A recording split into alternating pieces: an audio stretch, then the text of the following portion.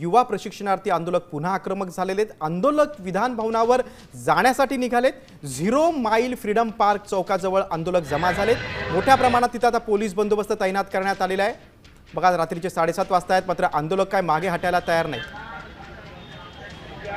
मोर्चामध्ये सहभागी होते आणि त्यांना सगळ्यांना पोलीस कर्मी सगळेजण आज यशवंत स्टेडियमवर होते, तरी पण सगळेच्या सगळे मागण्या पूर्ण न झाल्यामुळे आता सगळेजण मुख्यमंत्र्यांच्या घराकडे रवी भवनकडे धाव घेत होते, पण